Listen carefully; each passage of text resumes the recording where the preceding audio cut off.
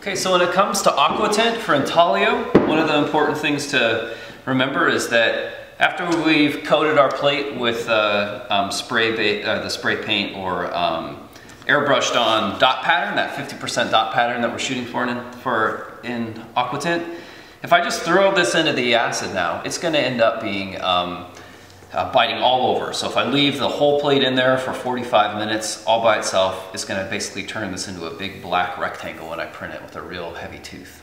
So the thing that you have to do is you have to know where you want to stop out and protect the plate from the acid. And so this stuff that we use is called screen filler. It's kind of the brown junk, I call it. It's kind of red. And the red stuff basically is acid proof. So if I paint this onto a plate, wherever I paint it is not going to get hit by the acid. So it's going to be resisted. So for example, on this plate, if I know for sure that I've already etched in these figures with line, I can go in here and I can kind of just paint this out. And I know that wherever I'm painting this brown junk is going to stay clean. So that is not going to get hit by the acid, and it's going to be, the color of my paper, in this case if I'm printing on white paper, it's going to be white.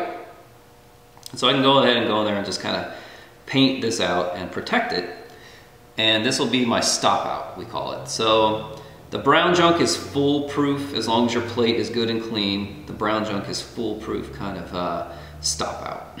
So there's a thing called progressive stop out that you can do.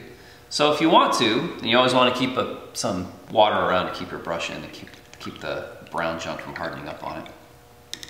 So if I wanted to, I could paint this, I could leave it to dry, let it dry when it's dry to the touch, and it's been aquatinted, so I sprayed the Aquatint on. I can go and I can put that in the acid, and let's say I left it in the acid for 3 minutes. I let it sit in there, I let it kind of soak for a while, I etch it, I pull it out, and I rinse it with water. So we'll rinse it really well with water, and then I rinse it with the vinegar and salt solution. So water and vinegar and salt, and then back to water again.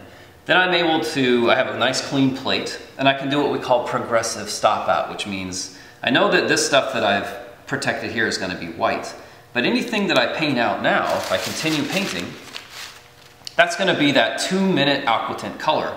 So if I wanted to, I could kind of add like a little, mark, kind of like this one around this character's head here, right? And so I can add some stuff, and wherever I paint, the more that the more marks I make, then I let those dry, I throw that in the acid, it's gonna bite, and this stuff will stay the 2-minute gray, and everything else will continue to be the dark, get darker and darker. And I can do what's called progressive, so I can have as many stages of stop out as I want to as I go along. And it's kind of a way of working in reverse. You have to think of it backwards. I'm starting with white, and I'm working my way into the black areas or dark areas of my etch that I'm looking for. So that's progressive stop out.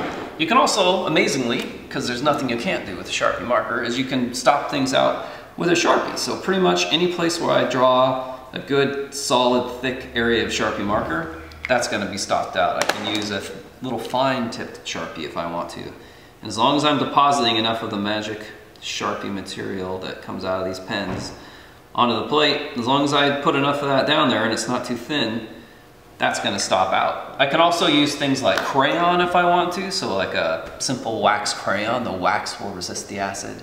Not very precise though, it's really imprecise, so that can be kind of fun too to figure out what that's going to be. I can draw that on there. I could use a piece of tape if I want to. I can tape, if I want a big square, I could just put this down on there and throw that in the acid, and the acid won't bite where the tape is. It'll only bite where the copper is open. So stop out is basically keeping your plate protected from the acid. You can do it progressively, or you can do it kind of all at once.